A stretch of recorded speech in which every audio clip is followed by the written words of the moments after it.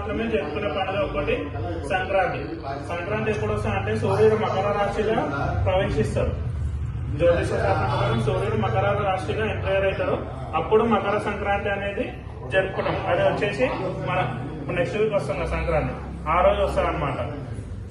అప్పుడు ఏంటంటే సంక్రాంతి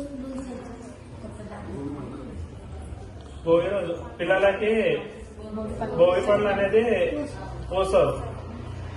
ఇంకోటి భోగి రోజు మంటలు కాలుస్తారు. అందులో పాత వస్తువులు, ఇంట్లో పాత ఏమైనా బట్టలు ఉంటాయి, పాత బట్టలు వస్తువులు అన్ని దాంట్లో కాలబెడతాం. ఎందుకు కాలబెడతాం అంటే మా ఉట్టినే కాదు, పాత అయిపోయినా అని కాదు. దాని నుంచి ఏం నేర్చుకోవాలంటే పాతది వదిలేసి కొత్త దాన్ని అనుసరించాలి. అంటే మన లోపల అహంకారాన్ని, చెడు అలవాట్లను అన్నిట్లో వదిలేసి, మన పాత నెగిటివిటీని అన్నిట్లో వదిలేసి కొత్త దిశగా అడుగు పెట్టాలని అది సూచిస్తుంది.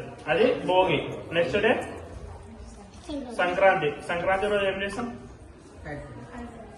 కైట్లు ఎగలేస్తారు. ఇంకా ఇంట్లో అమ్మ వాళ్ళు ఏం చేస్తారు? మురుకులు ఇవన్నీ చేస్తారు. పాపడ, పిండి వంటలు అన్నీ చేస్తారు. పిండి వంటలు ఎందుకు చేస్తారు? మనకి రైతులు ఎవరైతే ఉన్నారో వాళ్ళు పొలాలు పండిస్తారు కదా, పొలాలు పండించి సంక్రాంతి రోజు అనేది ఊళ్ళలో గొప్ప పండుగలకే చేసుకుంటారు. ఏంటంటే ఫస్ట్ హార్వెస్టింగ్ కోస్తారు కదా, పంట పొలాలను కోస్తారు కదా. అప్పుడు ఎప్పుడంటే సంక్రాంతి రోజు వస్తారు కాబట్టి ఆ రోజు పిండి వంటలు అనేది చేస్తారు అనమాట. పిండి వంటలు చేసి ఇంట్లో తింటారు. సంక్రాంతిలో మెయిన్ అన్ని పిండి వంటలలో మెయిన్ ఒకటి నువ్వుల లడ్డు. సంవత్సరం మొత్తం పిండి వంటలు చేస్తూనే ఉంటాం.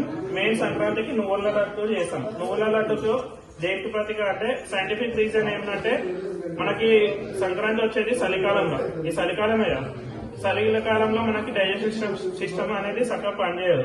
నువ్వుల లడ్డు తింటే ఏంటంటే మన డైజెస్టివ్ సిస్టమ్ మంచిగా పనిచేస్తుంది. బాడీలో హీట్ పెరుగుతుంది. దానికి ప్రతిగా సైంటిఫిక్ రీజన్ నువ్వుల లడ్డు. ఇంకోటి నువ్వుల లడ్డు ఏంటంటే నువ్వుల లడ్డు ఎంత గట్టిగా ఉంటుంది? గట్టిగా ఉంటాయి. అదే విధంగా మనం కూడా గట్టిగా ఉండాలని కూడా ఒక సూచన అన్నమాట. నెక్స్ట్ డే 2 days అయిపోయింది. నెక్స్ట్ డే ఏం చేసుకుంటాం? కనుమ. కనుమ రోజు ఏం చేస్తారంటే ఫస్ట్ సంక్రాంతి రోజు ఏం చేస్తారు రైతులు